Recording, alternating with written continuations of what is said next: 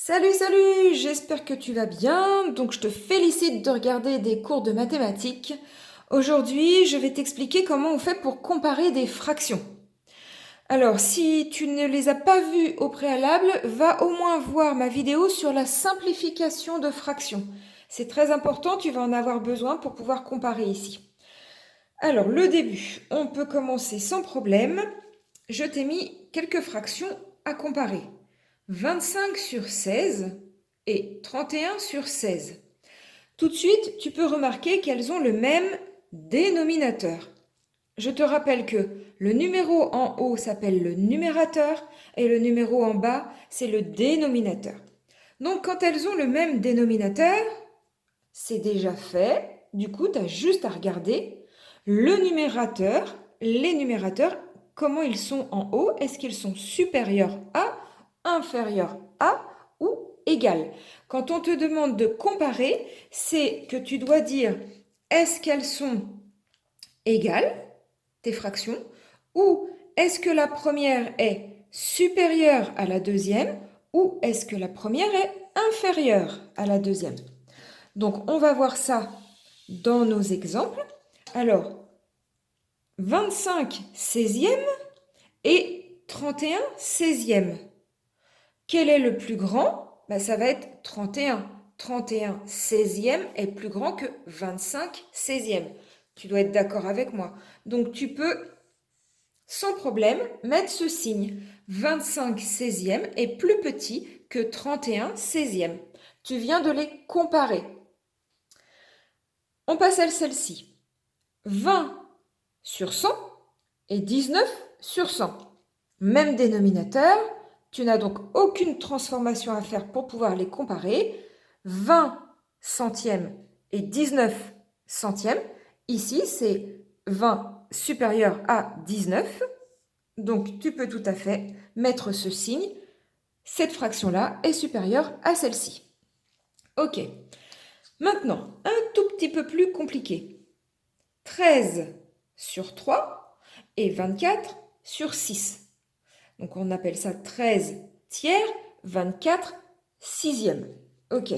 Donc là, ça n'est pas le même dénominateur. Mais tu vois facilement, alors là, va regarder ma vidéo sur la simplification de fractions, tu vois facilement qu'il y a un rapport entre 3 et 6. Qu'est-ce que tu vois comme rapport entre 3 et 6? Tu vois que 6, c'est 2 fois 3. Donc, cette fraction-là, je vais te la mettre en rouge, cette fraction-là, 24 sixièmes, tu peux tout à fait l'écrire 6, tu vas l'écrire 3 fois 2, ok? Et en haut, tu vois que 24, c'est 12 fois 2. Oui, 24, c'est égal à 12 fois 2, tu es d'accord? Si tu fais 12 fois 2, c'est égal à 24. Donc, au lieu d'écrire 24 sur 6, tu peux tout à fait écrire 12 fois 2 divisé par 3 fois 2.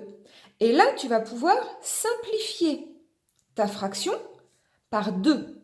Tu vas retirer les 2 parce qu'en fait, 2 divisé par 2, ça fait 1. Vraiment, va voir ma vidéo si tu ne l'as pas regardée. Je t'explique rapidement. Imagine, tu as 2 bonbons, 2 enfants. Tu divises ton paquet de 2 bonbons parmi tes 2 enfants. Combien ils auront de bonbons? Ils en auront un chacun.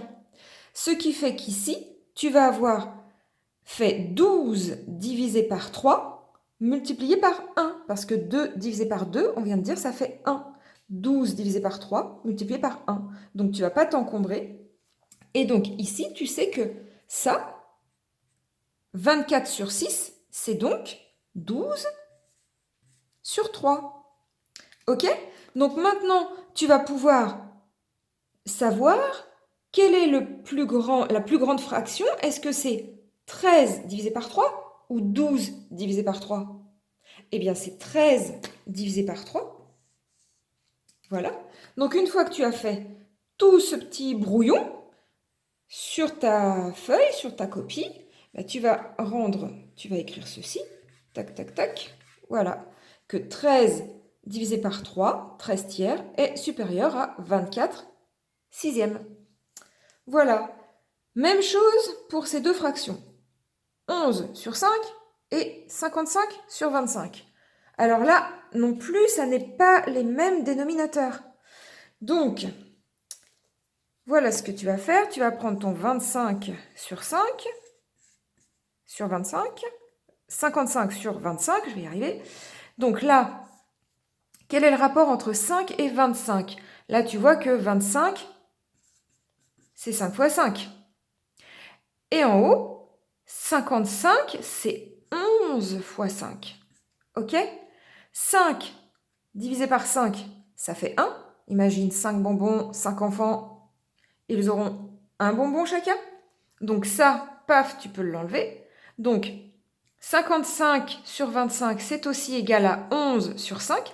Si tu veux en être persuadé, fais sur ta calculatrice 55 divisé par 25. Et après, tape 11 divisé par 5. Tu verras que c'est exactement le même nombre. Donc ici, on a 11 sur 5 et ici on a 11 sur 5. Donc comparer ces deux fractions, eh bien elles sont égales. 11 cinquième est égal à 55 25e. Voilà, j'espère que tu as compris. N'hésite pas à retourner en arrière sur cette vidéo, reprendre, voir. Pense à me mettre un petit pouce en l'air si tu as aimé, bien sûr. Et puis, dis-moi si ça t'a plu, si tu as bien compris.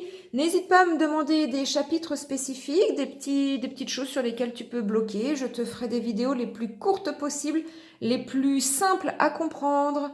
Je te souhaite plein de bonnes choses, une bonne journée, une bonne nuit, des bonnes vacances, tout, bonne santé, prends soin de toi. À bientôt, salut!